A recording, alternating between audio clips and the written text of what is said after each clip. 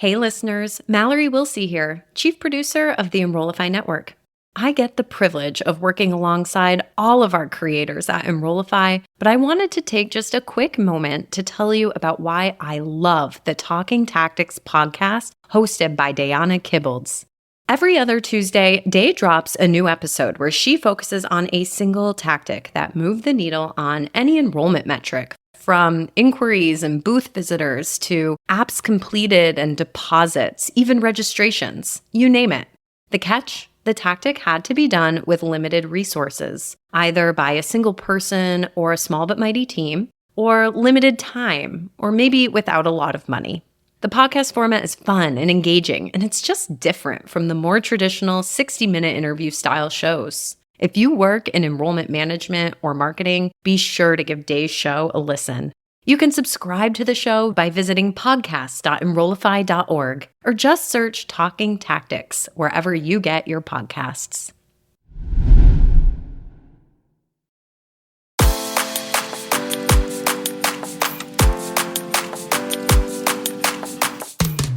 Welcome to the Generation AI podcast, where we demystify artificial intelligence in the world of higher education.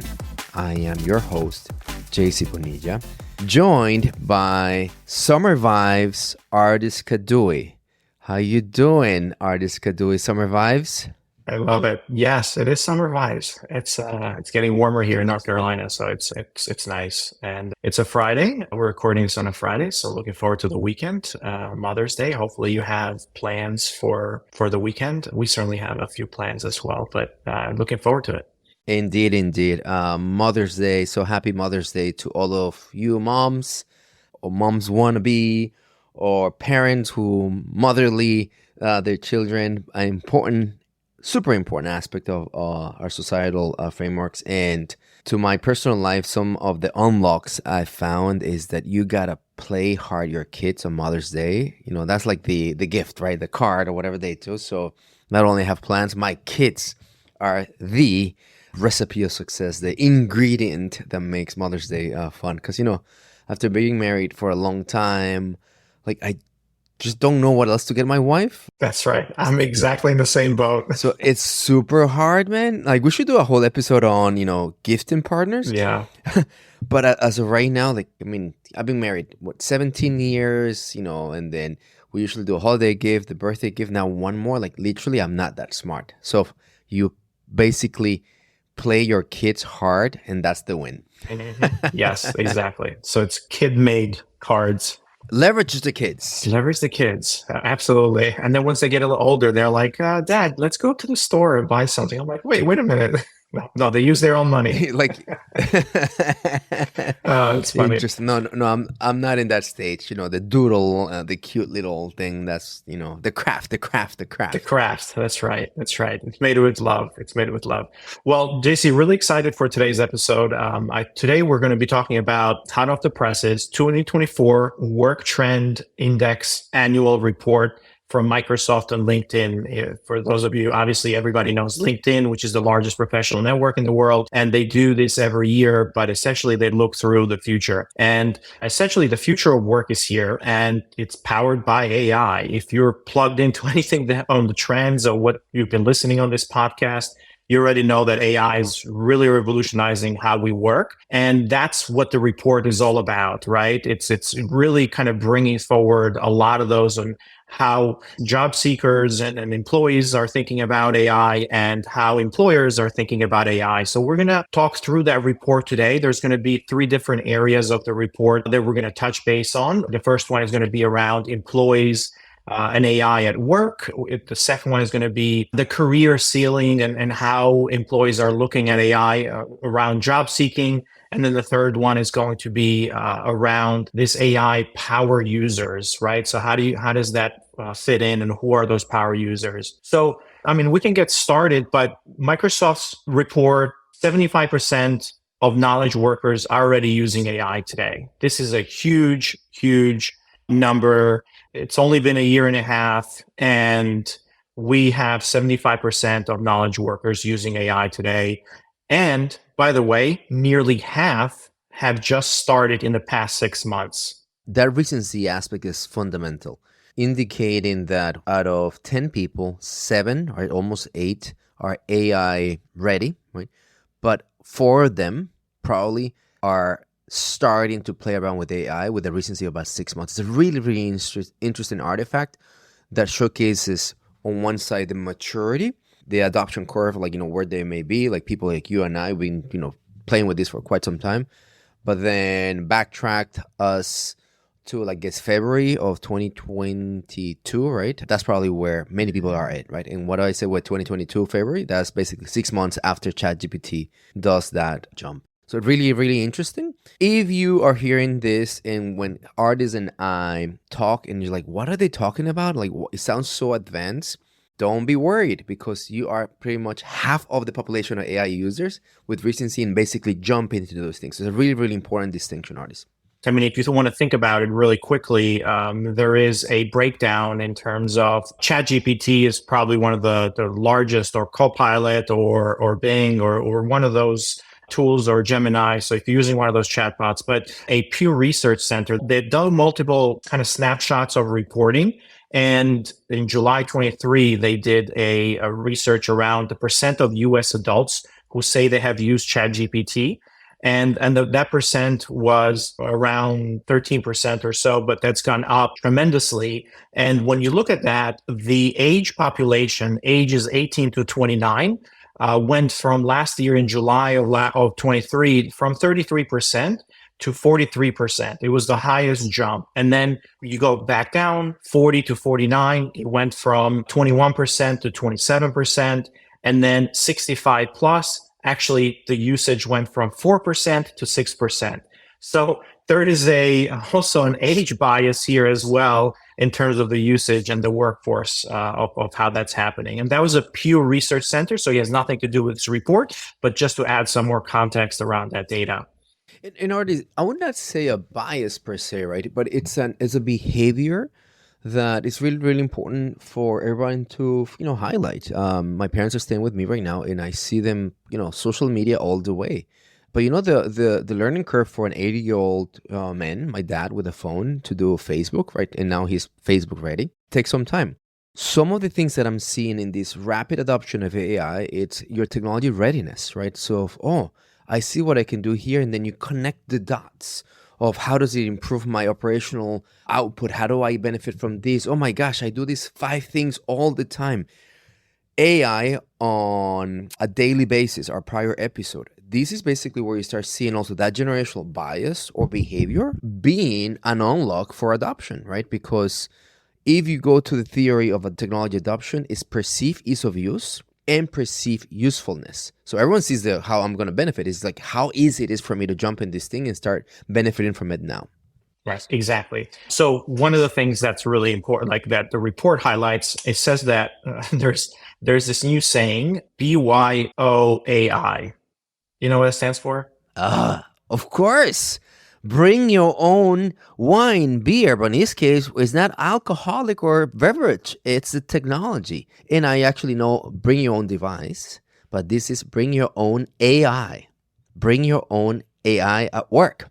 That's right. So we had bring your own device, and we saw that wave where organizations did not allow cell phones or people to bring in their own iPhones. But then they opened it up and said, you know what? We want you to use one phone. We want you to use one device. So now you can bring your own to work and connect it to your enterprise systems. In this case, we're seeing the same kind of, adoption pattern, or we're seeing the same thing where organizations have locked down ChatGPT or other sites, and they don't have a policy in place. They're saying, no, we're not giving you access to that. And, the employees are going in and actually using ChatGPT on their phones, using it on their own devices, or even having their own personal accounts that they're going in and using it for, which is really, really interesting, right? Because we've seen this kind of play out before. And it's the same thing in higher education, where everybody's trying to approach this from a policy perspective, trying to lock it down, build policies. But your students are already using it, your professors, your employees are already using it, and they get a lot of benefit. You just don't see it, right? They're using it outside of your environment, of your systems. And when you break this data around cohorts, it's even more interesting that the reality is the unpacking of how the adoption is, whether it's a top down or bottom up. You have the policies, leadership is saying, all in AI, or basically it comes from your students, your audiences, your workers, your admin support. By generation, younger folk, Gen Zers, between 18 and 28%, it is estimated that percentage of use is 85%. 85% artists. We're talking about out of 10 students, 10 young employees, at least 8 of them, probably 9, are already bringing some type of AI manifestation with approval or without approval. Moving to 78%, 29 to 43 millennials. Gen Zers, that's you and and I think you're a millennial, my friend. So if you're in 78, I am a Gen Zer, 44 to 57, 76% to boomers. You know what the number is for boomers? 58 plus, 73%. If you're 58 plus right now, you're considered a boomer. Yeah. Right. So isn't that interesting that you would expect to the prior number that you just gave? Then it makes sense. Like the adoption has moved across all the different age gaps, but that 73% of boomers bring AI to work with permission, without permission. Yeah. That's gigantic. Exactly. So we're seeing that the acceleration it's actually, and the need for folks using it, like you don't see a huge gap between the generations and bringing their own AI. Everybody in the workplace is seeing the benefit of it. It's just some of the younger, the Gen Zers and millennials are actually a little bit ahead in terms of bringing that to work. So when you think about your admissions counselors, when you think about your directors of admissions, like, they're already needing and they're using this AI. So you just need to give them better tools. You need to kind of make training. And we'll talk a little bit more about that as we go through it. But here's some of the drivers, JC. The drivers is 68% of people say they struggle with the pace and volume of work. And 46% they feel burned out. Like, that's incredible. So they look at, you're saying that with this work fatigue and dissatisfaction, AI, it's as a source of just my life is shit. Can I improve it just a little bit? Exactly. AI as the help. I mean, HR, people in training, organizations, are you listening to this? That maybe the reason why AI is coming to the work at this rate is because we have not solved a lot of employee satisfaction. And it's interesting. It's very interesting. It's just we're getting more and more bombarded by the volume of things that we have to do. It says email overload. One of the stats in here says 85% of emails are read in under 15 seconds, and the typical person has to read about 4 emails for every one they send. Incredible, right? Like how fast, like our expectations of reading and responding to these things is so incredible. Meetings and after hours work are holding steady as the post-pandemic highs. Yeah. Artists, I give out my emails. I literally don't read emails anymore. Same. I mean, I'm scanning. If it's from people who are interested, who I know I'm expecting something, I'm reading them for sure. But what I want to talk about a modern workplace where if you're not relating to what I'm talking about, I would recommend you also have a different conversation, not only about AI, but about the means of modern organizing the workplace. I don't read emails because I am coordinating, by the way, and the emails are coming at this rate. The data is right. But it's the Slack, it's the text message, and the other forms of communication. We don't even have phones anymore, right, in my office. But Slack, in between text messages, I'm literally coordinating 90% of the work outside meetings. Emails, it's literally the last thing that I look at that, and they're coming at that rate. Exactly. So again, in my organization, if there is email that's going around, I'm like, let's just take this to Slack. So I purposely copy and paste the message in Slack so we can kind of have a real-time conversation if it's important rather than going through email. Can I give just two words that I think summarize what we're talking about in perfect semantic meaning? In the report calls all these things, the emails, the meetings, and even the AI aspect, the digital depth at workplace. Because what it's basically saying is that we come in with number of hours, and there's a digital depth that comes from communications, all type of digital requests, and we literally have less capacity to the tasks that are coming our way. So it is a debt and it's accumulating. So I love that word. I never saw it that way. Interesting. So what you're saying is that there is like you have 7 hours to get stuff done, but there's the equivalent of 10 hours of stuff that needs to get done. So now the 3 extra hours are debt that doesn't go away. It still needs to get done, but it basically accumulates there for you day after day after day. You're making $1,000 a month. You're spending $1,500 in credit cards. You know what that looks like? Financial, personal bankruptcy. So this is what we're talking about, but at the individual level, right? Not at the company level, right? I'm not talking about company filing bankruptcy. I'm talking at the individual filing personal, professional bankruptcy, whatever that means, digital bankruptcy.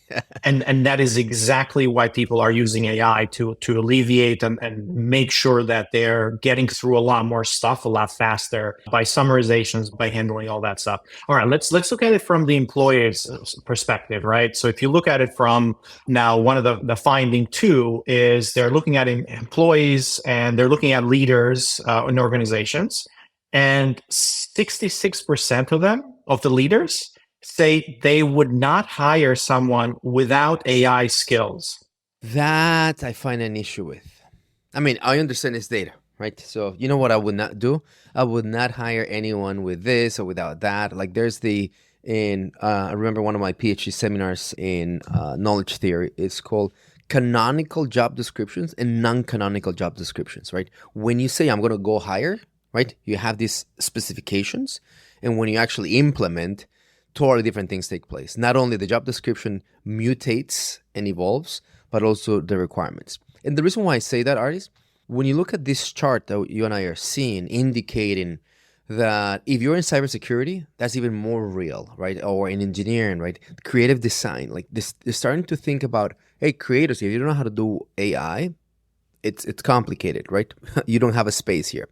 The part that I find interesting or difficult to believe is, say that I am using an Element, and Element, it's AI enabled from beginning to end. Correct. So does that mean I am an AI ready professional? Because the technology is just basically so AI ready.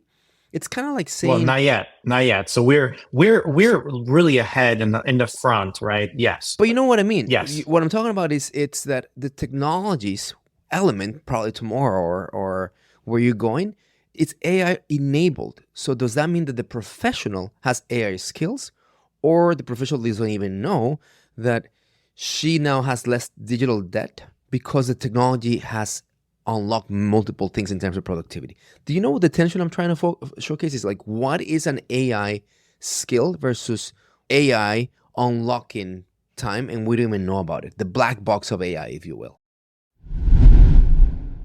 Hey, it's Mallory. Exciting news! I'm hosting the Engage Summit in Raleigh on June 25th and 26th, and I'd love to meet you there.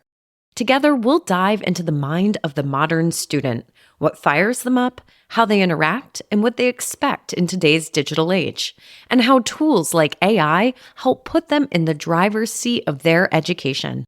We have some terrific speakers, including our closing keynote, New York Times best-selling author Jeff Selingo. Sessions will dig into practical ideas and innovative strategies to get your team more student-centered and ready to adopt AI.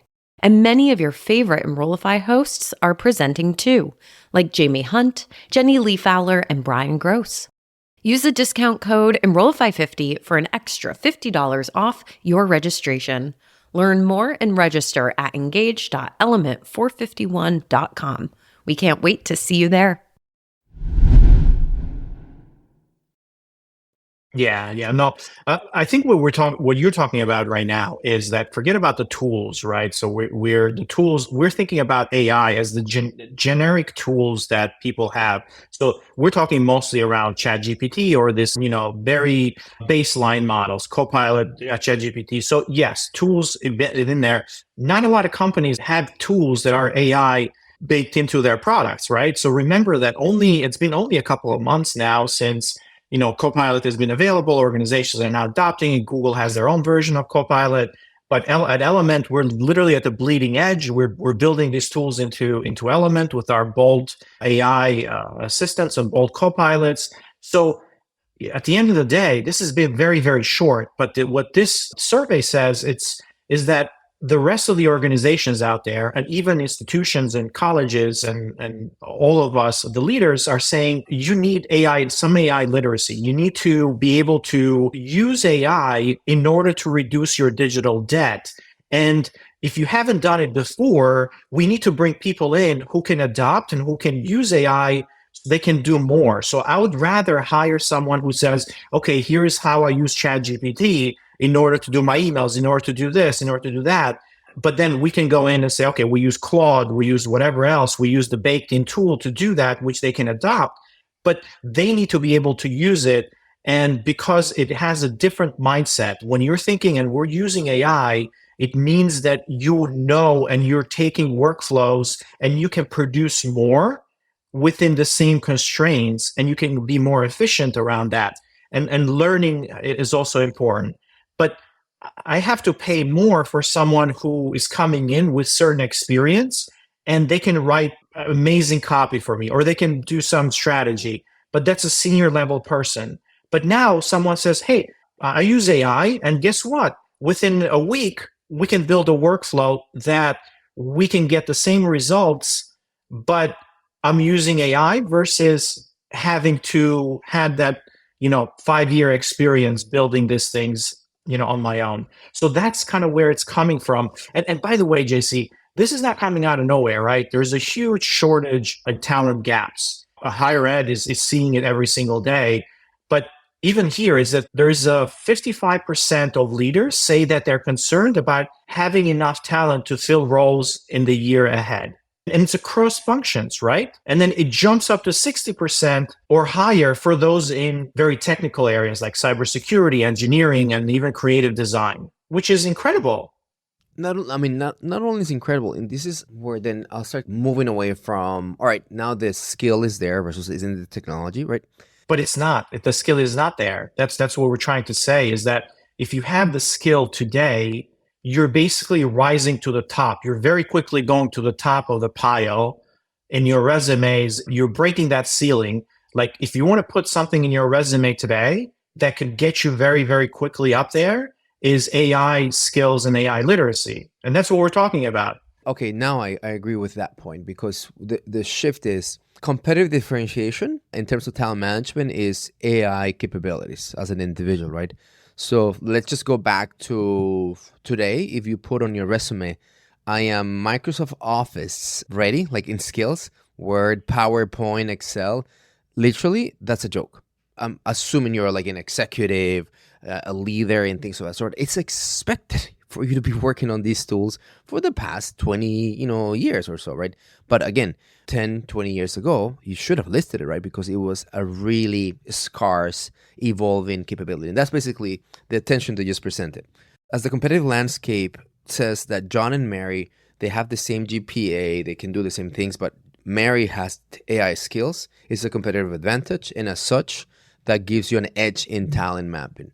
Yeah, they use this term, which is it's interesting. So we think like when we think about AI skills, there's these two different components, right? There's the AI talent around technical AI talent, meaning that, hey, these folks are building models, they're doing prompt engineering, they're doing certain things to like data management, like all of that stuff. That's different, right? That's very different. What we're talking about is non-technical talent that have what they call AI aptitude, basically the skills to use generative AI tools like ChatGPT, Claude, Google Gemini, etc. Like that's what we're talking about. We're not talking about the technical folks in here. We're talking about non-technical talent.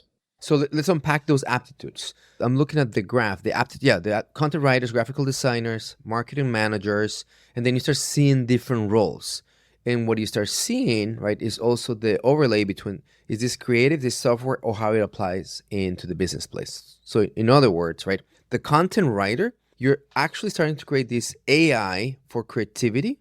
And if I understand this correctly, 33% of the content writers, right, have now started to demonstrate that there is a skill that they have on the AI, right? So this is basically, it's presented to us as a heat map, indicating the way I understand this is that new content writers competing, about 33% of them saying that I'm already AI enabled. So if I understand this correctly, to your earlier point, it's a skill that needs to be demonstrated. It gives you an edge.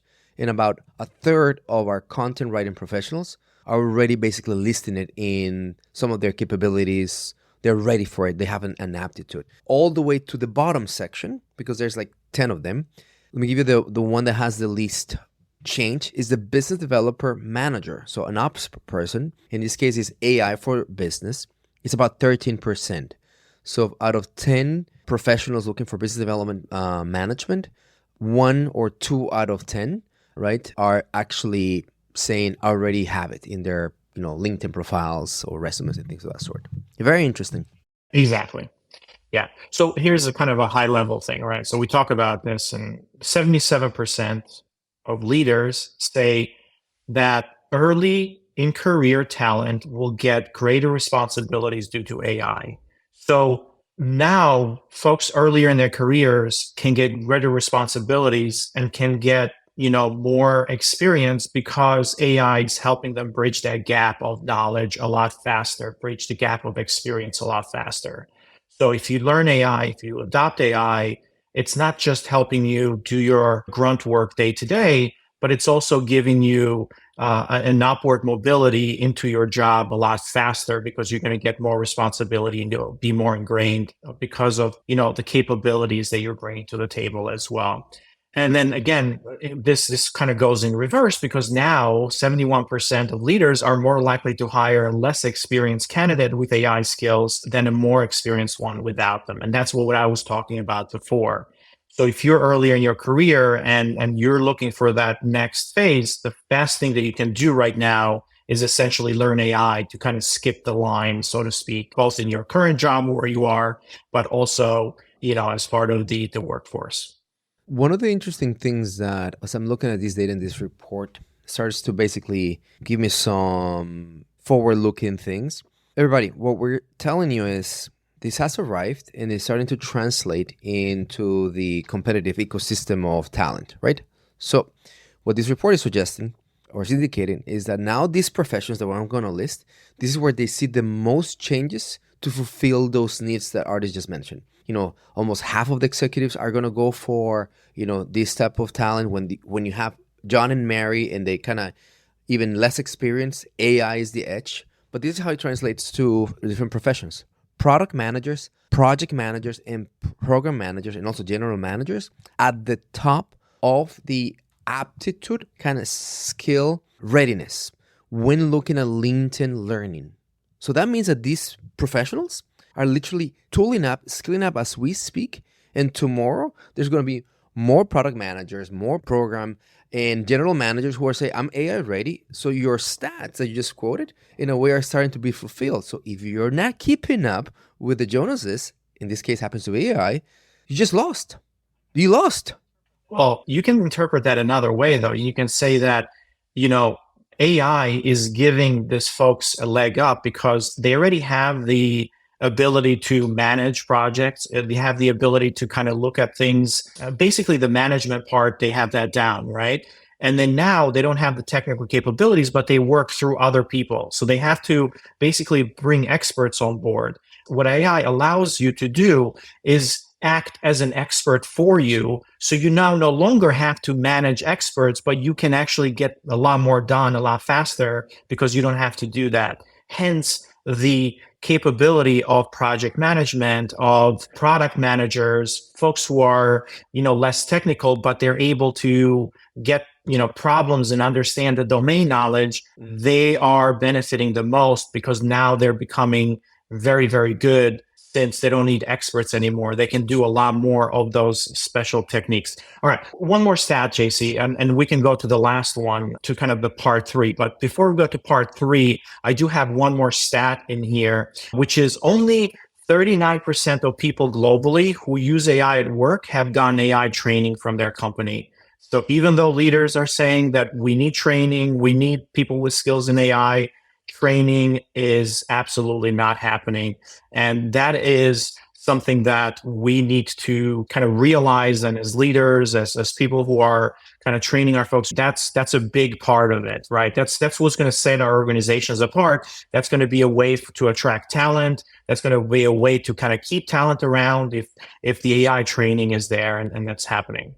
But that's from the point of view of kind of learning and development, right? Top bottom approach, right? So the organization has not provided the training, right? Because if there's one place where I've seen training boom is on AI readiness, but it will be that me, JC, I'm going to look for it and it's on my own terms and it's not applied to the workplace.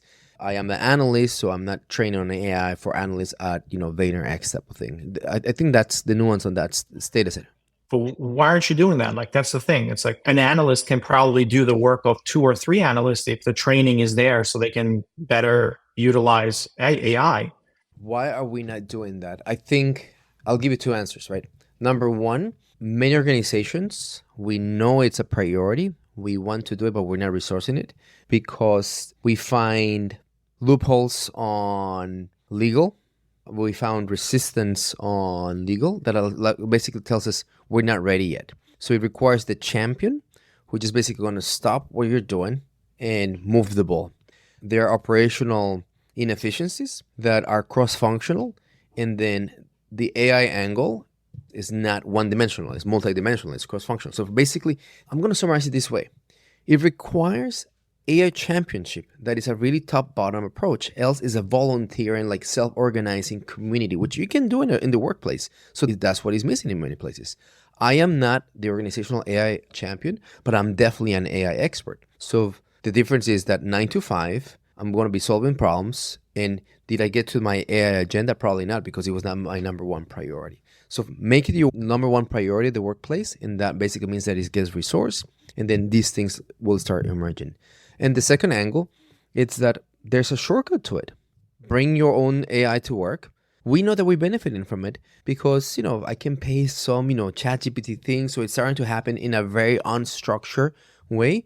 And then you know what happens? You want the use cases, the capability to emerge very organically, and then you're going to come and take place. So in other words, it is happening. We're monitoring, but we're going to let it mature somewhat organically, and then you can come and corral it and make it a larger cross-functional, organizational, global capability. That's where I'm at in terms of my strategic mindset.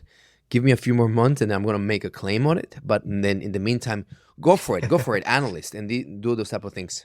I mean, I have my own perspective on it. I think that's a little bit of a cop-out to say that, hey, we're going to organically let it happen and people bringing their own devices and stuff like that. But it just comes down to leaders they don't understand AI. And the older they are in their organizations, the less they understand and the less they use it. So less of a priority becomes. So it's like this thing that's happening and we need to figure it out, but there's just no knowledge there. So it's taking a long time. There's a huge drain or a gap there. So that's my perspective on it. I don't think it's because we don't want it, but it's just no literacy. There's no adoption at the top. And that's why these things aren't getting prioritized.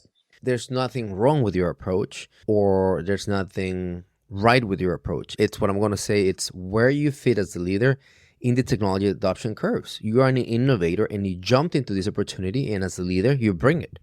But if you were more of like my type of leader, where I'm not the innovator at the workplace, I am more in the majority or maybe early majority.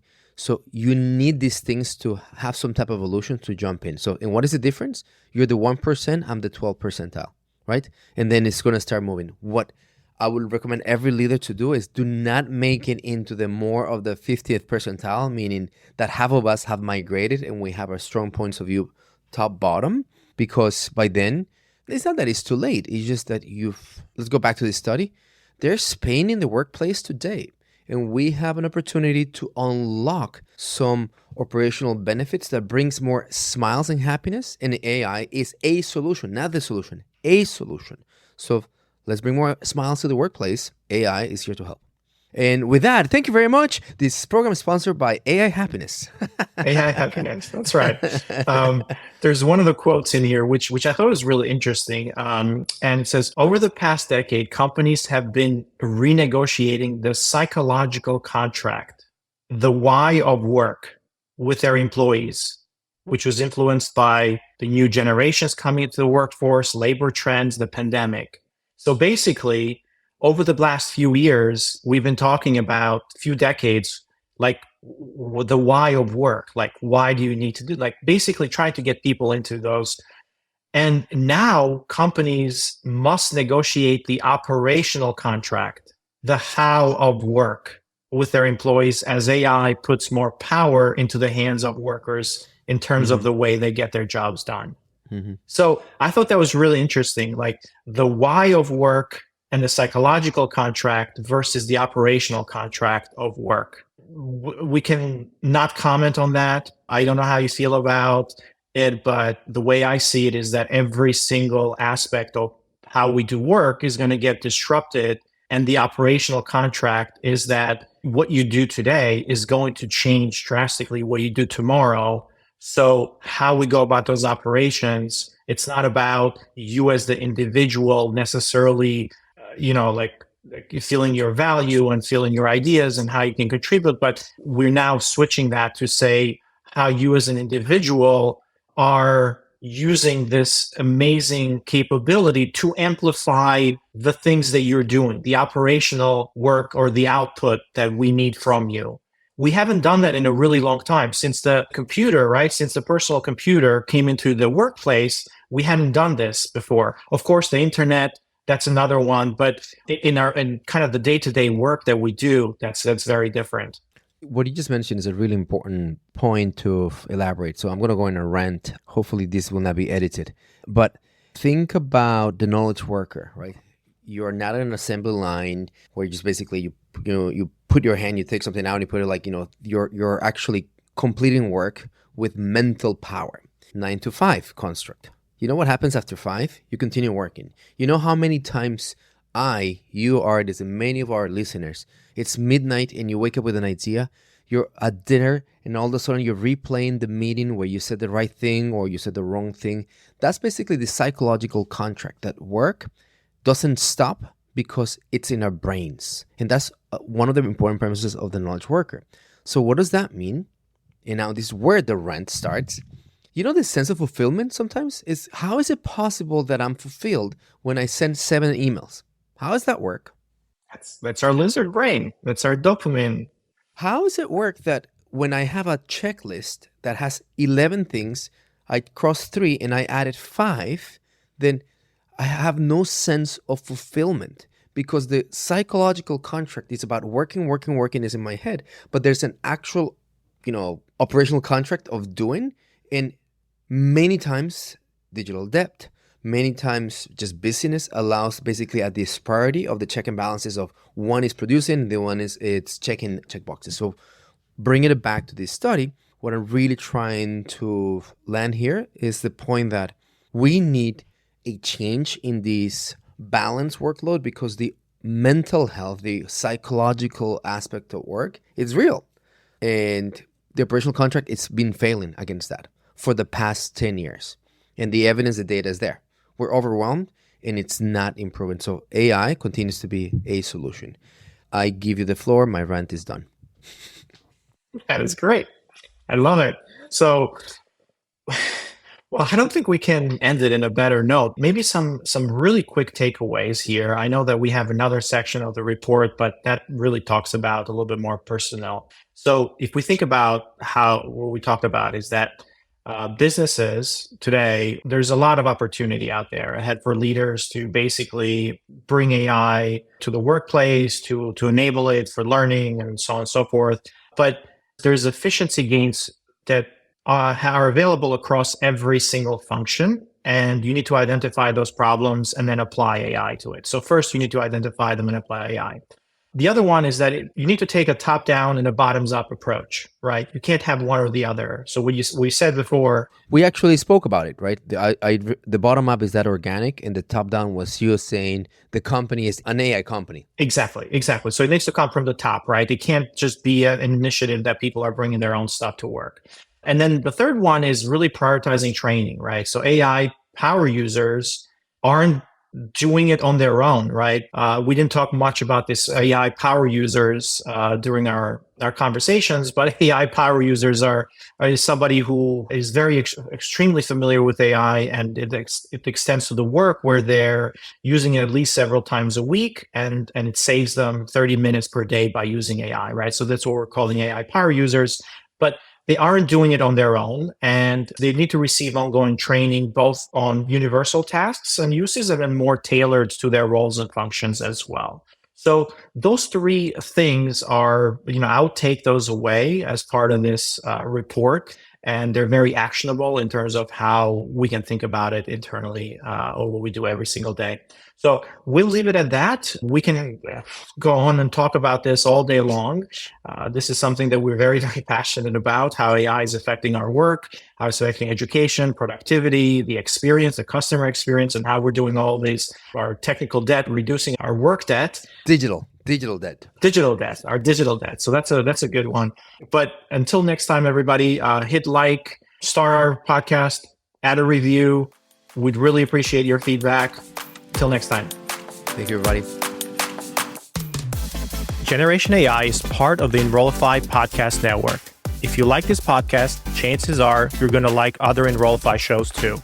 Our podcast network is growing weekly, and we've got a wide range of marketing, enrollment, and higher ed technology shows that are jam-packed with stories, ideas, and frameworks, all designed to empower you to be a better higher ed professional.